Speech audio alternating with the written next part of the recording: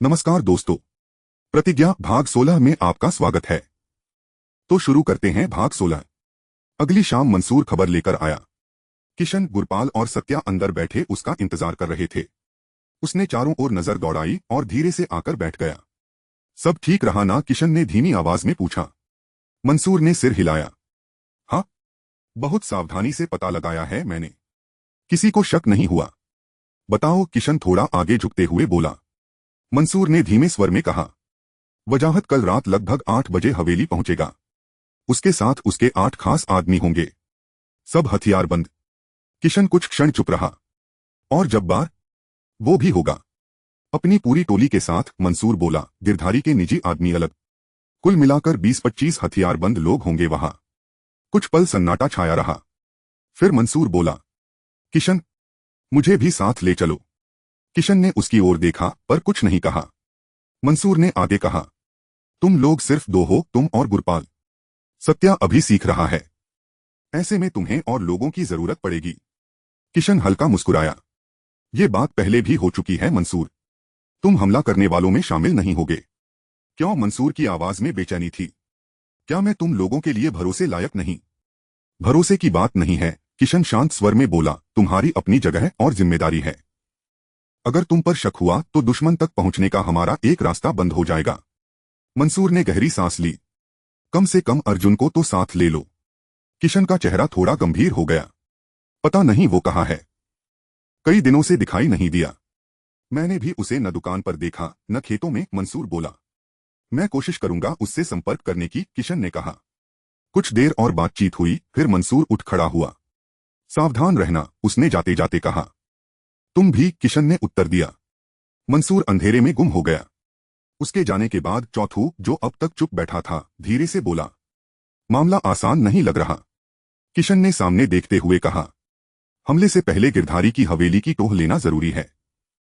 बिना देखे अंदर घुसना मूर्खता होगी। चौथू ने सिर खुजलाया। मैं करीब 1 साल पहले अंदर गया था, पर अब तक बहुत कुछ बदल चुका होगा। फिर भी किशन उसकी ओर मुड़ा। क्या आप हमारी मदद कर सकते हो? चौथू कुछ क्षण सोचता रहा, फिर बोला, मैं आपकी मदद तो कर देता। चौथू ने गहरी सांस लेते हुए कहा, पर दिक्कत यह है कि साहूकार ने हलवाई बाहर सूबे से बुलवाए हैं। हवेली के अंदर मेरा आना जाना आसान नहीं होगा। कोई न कोई रास्ता तो जरूर होगा। चौथू जी, गुरपाल बेचैन होकर बोला, जरा सोचिए। इतनी बड़ी हवेली है, इतने बड़े इंतजाम हैं, कहीं न कहीं कोई कमी जरूर होगी। चौथू चुप हो गया। उसकी आंखें जैसे किसी पुराने अनुभव में उतर गईं। कुछ देर बाद अचानक उसके चेहरे पर हल्की चमक आई। कमी? वह बुदबुदाया। हाँ, एक कमी जरूर महसूस होगी उन्हें। किस चीज की? सत्या तुरंत आगे झुककर बोला। बर्तनों की। चौथू मुस्कुराया। इतने मेहमान आ रहे हैं, खाने का सामान तो खूब मंगवाया होगा, पर बड़े बर्तन, कड़ाहे, देगचियां उतने नहीं होंगे उनके पास। किशन ने भौहें सिकोड़ लीं। हो सकता है पहले से हो। नहीं, चौथू ने आत्मविश्वास से कहा, कुछ दिन पहले उन्होंने मुझसे एक बड़ा कड़ाहा मंगवाया था। मेरा आदमी जो उसे वहां छोड़कर आया था, उसने बताया था कि उनके पास बड़े बर्तनों की कमी है। अगर उनके पास नहीं है, सत्या बोला, तो लाएंगे कहां से? किशन की आंखों में चमक उभरी। बाहर सूबे से तो बर्तन नहीं मंगवाए होंगे, इंतजाम यहीं माजरी से करना पड़ेगा। गुरपाल अचानक हंस पड़ा। और माजरी का सबसे बड़ा हलवाई कौन है? सत्या भी मुस्कुरा उठा। चौथू जी। वाह, गुरपाल बोला, मतलब वे खुद चलकर आपके पास आएंगे? लगता तो यही है, चौथू ने कहा, और जरूरत उन्हें शायद आज ही पड़ जाए। कल से सप्ताह भर का उत्सव शुरू है। तभी दरवाजे पर दस्तक हुई। तीनों एकदम सतर्क हो गए। किशन और गुरपाल तुरंत खंभों के पीछे छिप गए। सत्या भी अंधेरे में खड़ा हो गया। कौन? चौथू ने सामान्य स्वर में पूछा। मैं हूं, निधान, बाहर से आवाज आई, साहूकार जी का मुनि। तीनों ने एक दूसरे की ओर देखा। चौथू ने दरवाजा खोला। आइए निधान जी, आइए। कैसे हैं? कहिए, क्या सेवा कर सकता हूं? निधान अंदर आया। माथे पर पसीना था, जैसे भागते हुए आया हो। व्यस्त हूं बहुत, उसने हंसते हुए कहा। हवेली में जो विवाह उत्सव होने वाला है, उसी की तैयारियों में जान निकली जा रही है। अच्छा, कैसी चल रही है तैयारी? चौथू ने पूछा। ठीक चल रही है, बस उसी सिलसिले में आया था। निधान थोड़ा पास आकर बोला, कुछ बड़े बर्तन चाहिए थे, मिल जाएंगे? खंभों के पीछे छिपे किशन और गुरपाल के चेहरे खिल उठे। कैसे बर्तन? चौथू ने पूछा। बड़े कड़ाहे, देगचिया, और जो भी हो सके। अभी चाहिए। अभी चौथू ने थोड़ा सोचने का अभिनय किया। बर्तन तो हैं, पर खाली नहीं होंगे। थोड़ा समय लगेगा तैयार करने में। जितनी जल्दी हो सके भिजवा दीजिए, निधान बोला। आधे घंटे में आदमी भेज देता हूं। हो जाएगा इंतजाम, चौथू मुस्कुराया। धन्यवाद चौथू जी, निधान बोला और जल्दी से चला गया। दरवाजा बंद होते ही तीनों बाहर आ गए। काम बन गया, चौथू खुशी से बोला। गुरपाल ने उत्साह में मुट्ठी भींच ली। भगवान भी आज हमारे साथ है। चलो, चौथू बोला। पास वाले कमरे में बड़े बर्तन रखे हैं, उन्हें साफ करते हैं। कुछ ही देर में भारी भरकम कड़ाहे और देगचियां तैयार हो गईं। चौथू ने गंभीर स्वर में कहा, सुनो, निधान के आदमी आने से पहले तुम दोनों ये बर्तन लेकर हवेली पहुंच जाओ। कहना चौथू ने भेजा है। ठीक है, किशन बोला। फिर उसने गुरपाल की ओर देखा। तुम यहीं रुको, मैं और सत्या जाएंगे। मैं क्यों नहीं, गुरपाल भड़क उठा। सत्या हंस पड़ा। तुम्हारा शरीर देखकर ही लोग पहचान जाएंगे कि तुम हलवाई के आदमी नहीं हो। गुरपाल ने गुस्से में दीवार पर मुक्का मारा। हर बार मुझे ही रोक देते हो। धीरे छोटे भाई, किशन मुस्कुराया, वरना चौथू जी की दुकान गिर जाएगी। फिर उसने उसके कंधे पर हाथ रखा। वैसे भी असली लड़ाई में सबसे भारी तो तुम्हें ही पड़ना है। गुरपाल का गुस्सा थोड़ा शांत हुआ। कुछ ही देर बाद किशन और सत्या चौथू के कामगारों का भेष बनाकर निकल पड़े, सिर पर बड़े बड़े बर्तन उठाए हुए। हवेली दूर नहीं थी। शाम का अंधेरा गहराने लगा था। पूरी हवेली दीपमालाओं से जगमगा रही थी। ऐसा लग रहा था मानो कोई राजा का महल हो। मुख्य फाटक पर 2 हथियारबंद पहरेदार खड़े थे। किशन ने धीमे से सत्या के कान में कहा, जब्बार के आदमी। सत्या की आंखें सख्त हो गईं। इनमें से एक स्वामी जी की हत्या में शामिल था। तभी पहरेदार गरजा, कौन हो तुम? क्या चाहिए? सत्या जानबूझकर ऊंची आवाज में बोला, दिखता नहीं? इतने बड़े कड़ाहे और देगचियां उठाए हुए हैं। जुबान संभाल, दूसरा पहरेदार दहाड़ा। किशन तुरंत झुक गया। माफ कीजिए हुजूर, हम चौथू हलवाई के आदमी हैं। मुनीम निधान जी ने बर्तन मंगवाए थे। यहीं रुको, पहरेदार बोला, अंदर खबर करता हूं। वह अंदर चला गया। सत्या दांत भींचकर फुसफुसाया, मन करता है यहीं इस कातिल का सीना चीर दूं। सब्र रख, किशन बोला, अभी समय नहीं आया। क्या बड़बड़ा रहे हो? पहरेदार ने शक से पूछा। कुछ नहीं हुजूर, किशन तुरंत बोला, मेरा साथी जल्दी मचा रहा था। कह रहा था वापस जाकर और काम भी करना है। तभी दूसरा पहरेदार लौट आया। निधान जी को बता दिया है, बर्तन यहीं छोड़ दो। किशन और सत्या ने एक दूसरे की ओर देखा। वो दोनों तो अंदर जाकर टोह लेना चाहते थे। लेकिन हुजूर, किशन बोला। सुना नहीं? पहरेदार गरजा। बर्तन छोड़ो और दफा हो जाओ। सत्या ने मासूमियत से कहा, मालिक चौथू जी ने कहा था कि खाने के सामान को नमक में भिगोना। क्या अंदर खाना बनाने वाले मूर्ख हैं? पहरेदार भड़क उठा। उन्हें तुम सिखाओगे क्या? किशन ने सिर झुका लिया। हम तो सिर्फ मालिक का हुक्म निभा रहे थे हुजूर। भरोसा न हो तो निधान जी से पूछ लीजिए। तभी अंदर से दूसरे पहरेदार को बुलावा आ गया। अब फाटक पर केवल एक पहरेदार बचा था। दोनों नकली कामगार लगातार उसे उलझाए हुए थे। आने जाने वालों पर उसका ध्यान बंट रहा था।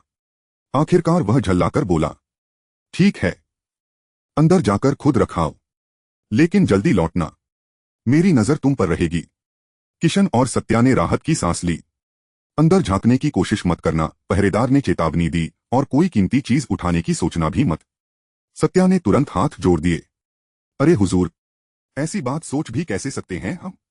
पहरेदार घमंड से मुस्कुराया। हाँ, सोच भी कैसे सकते हो। दोनों हवेली के अंदर पहुंच गए। अंदर का नजारा उनके अनुमान से भी भव्य था। रंग बिरंगे वस्त्रों में लोग घूम रहे थे। सोने चांदी के गहनों से सजी महिलाएं, हंसीन जात संगी। पूरा माहौल उत्सव में डूबा था। सत्या धीमे से बोला, इतने लोग, साहूकार की पहुंच बहुत बड़ी लगती है। किशन ने गंभीर स्वर में कहा, हाँ, और इसी वजह से इस मौके को जाने नहीं दे सकते। यहां जो होगा उसकी खबर दूर दूर तक जाएगी। चलते चलते किशन हर दीवार, हर रास्ते, हर दरवाजे को ध्यान से देख रहा था। हवेली का नक्शा उसके मन में उतरता जा रहा था। दीवारें बहुत ऊंची हैं, सत्या बोला। करीब 6 गज, किशन ने अंदाजा लगाया। लेकिन पीछे वाली दीवार में वो बड़ा छेद देखो। सामान अंदर लाने के लिए बनाया गया है। उन्होंने जब्बार के 4 और साहूकार के 10 हथियारबंद आदमी गिन लिए। बर्तन रसोई में पहुंचाकर सत्या जानबूझकर हलवाई से बहस करने लगा, ताकि किशन को और समय मिल सके। उधर किशन की नजरें हवेली का हर कोना नाप रही थीं। क्योंकि आने वाली रात यही हवेली रणभूमि बनने वाली थी। अगली शाम उस दिन कौशल्या की भट्ठी पर अजीब सी खामोशी पसरी हुई थी। ना कोई ग्राहक, ना बच्चों का शोर, बस जलती लकड़ियों की धीमी चटक और धुएं की महक। कुछ देर पहले ही मंसूर आया था। चेहरे पर चिंता साफ दिखाई दे रही थी। उसने जल्दी जल्दी किशन का संदेश अर्जुन तक पहुंचाने को कहा था। बहुत जरूरी है, जाते जाते उसने कहा था, आज ही अर्जुन तक खबर पहुंचनी चाहिए। अर्जुन का घर ठीक सामने था, लेकिन काफी देर से वहां कोई हलचल नहीं हुई थी। कौशल्या की नजरें बार बार उसी दरवाजे पर टिक जाती। कहाँ चला गया ये लड़का, उसने धीमे से बुदबुदाया। आखिर उसने खुद जाकर अर्जुन को बुलाने का मन बना लिया। तभी गली के मोड़ से भीम आता दिखाई दिया। हाथ में तख्ती थी। लगता था अभी अभी पंडित जी के विद्यालय से लौटा था। भीम भट्ठी के सामने से निकल गया, लेकिन अचानक जैसे उसे कुछ याद आ गया। वह तुरंत पलटा और दौड़कर कौशल्या के पास आ गया। ताई, उसने उत्साह से कहा, सुबह अर्जुन भैया ने कहा था कि चने भून देना। कौशल्या के चेहरे पर हल्की मुस्कान आई। अच्छा, बैठ जा बेटा, अभी बना देती हूं। उसने भट्ठी में चने डाल दिए। आग भड़क उठी। भीम ध्यान से उन्हें भुनते देख रहा था। तभी फिर बोला, और भैया को मक्की के दाने भी बहुत पसंद हैं, थोड़े वो भी बना दो। अरे वाह, कौशल्या हंसी, आज तो बड़े हुक्म चला रहे हो। भैया खुश हो जाएंगे, भीम मासूमियत से बोला। कौशल्या ने मक्की के दाने भी भट्ठी में डाल दिए। कुछ ही पलों में पट पट पट की आवाजें आने लगीं। भीम मंत्रमुग्ध होकर फूटते दानों को देखने लगा। पढ़कर आ रहे हो, कौशल्या ने पूछा। भीम ने गर्व से सिर हिलाया। हाँ, क्या सीखा आज? हिसाब किताब, भीम बोला। पंडित जी ने जोड़ घटाना सिखाया। बहुत बढ़िया, कौशल्या ने प्यार से कहा। उसने भुने हुए चने और मक्की के दाने थैली में भर दिए। भीम ने जेब से एक सिक्का निकाला और उसकी ओर बढ़ा दिया। ये लो पैसे। कौशल्या ने उसका हाथ पीछे कर दिया। नहीं बेटा, तुमसे पैसे नहीं लूंगी। भीम चौंक गया। क्यों? उस दिन तो अर्जुन भैया से लिए थे। ये थे, कौशल्या मुस्कुराई, पर तुमसे नहीं। इस बार तुम्हारा भाई खुद आकर देगा। भीम ने जिद की। नहीं, पैसे ले लो। नहीं, ले लो ना। कहा ना नहीं। भीम ने होंठ फुला लिए। कुछ पल सोचता रहा, फिर बोला, अच्छा, तो मैं भैया को भेज देता हूं। वही पैसे देंगे और थैली ले जाएंगे। कौशल्या की आंखों में चमक आ गई। यही तो वह चाहती थी। ठीक है, उसने मुस्कुराते हुए कहा। भीम घर की ओर दौड़ पड़ा। कौशल्या की नजरें उसका पीछा करती रहीं। भीम ने दरवाजा खटखटाया। अंदर से अर्जुन निकला। भीम ने उससे कुछ कहा। अर्जुन का चेहरा गंभीर हो गया। अगले ही पल वह तेज कदमों से भट्ठी की ओर बढ़ चला। कैसी हो ताई? अर्जुन ने आते ही पूछा। चढ़ती कला में, कौशल्या बोली, लेकिन उसकी आवाज में छिपी बेचैनी अर्जुन से छिपी नहीं। तभी दूसरी गली की एक औरत वहां आ गई। कौशल्या, कुछ दाने भूनने हैं, उसने कहा। अभी समय लगेगा, कौशल्या ने तुरंत जवाब दिया, थोड़ी देर बाद आना। औरत ने चारों ओर देखा, फिर हंसकर बोली, समय लगेगा? यहां तो मुझे अर्जुन के अलावा कोई ग्राहक दिख नहीं रहा। फिर तैयार थैली की ओर इशारा किया। और इसका काम तो हो भी गया। अर्जुन को और दाने चाहिए, कौशल्या ने तुरंत कहा, और किसी दूसरे का काम भी लिया हुआ है। औरत ने शक भरी नजर से दोनों को देखा। ठीक है, 1 घंटे बाद आती हूं, लेकिन फिर इंतजार नहीं करूंगी। उसके जाते ही कौशल्या ने राहत की सांस ली। उसने अर्जुन की थैली खोली और दानों को फिर से भट्ठी में डाल दिया, ताकि बातचीत का बहाना बना रहे। अर्जुन धीरे से बोला, जब भीम ने बताया कि तुम पैसे नहीं ले रही, तभी समझ गया था कि कोई जरूरी बात है। वह थोड़ा और पास आया। क्या हुआ? कौशल्या ने धीमी आवाज में मंसूर का पूरा संदेश सुना दिया। सुनते ही अर्जुन का चेहरा कठोर हो गया। तो समा आ गया, उसने बुदबुदाया। फिर तुरंत बोला, मैं निकलता हूं, शाम ढल रही है। वह जाने ही वाला था कि अचानक रुका। हल्की मुस्कान उसके चेहरे पर आई। कुछ और दाने बना दो ताई। क्यों? कौशल्या ने पूछा। अर्जुन मुस्कुराया। किशन को भी बहुत पसंद हैं। उन्हें मेवे कहता है वो, जंगल में रहने वाले वो योद्धा भूजे हुए चनों को बादाम, पिस्ता और मेवे कहते हैं। तो दोस्तों, यह था प्रतिज्ञा भाग 16। हम उम्मीद करते हैं कि आपको यह कहानी पसंद आ रही होगी। अगर हाँ तो कृपया लाइक और शेयर बटन दबा दें।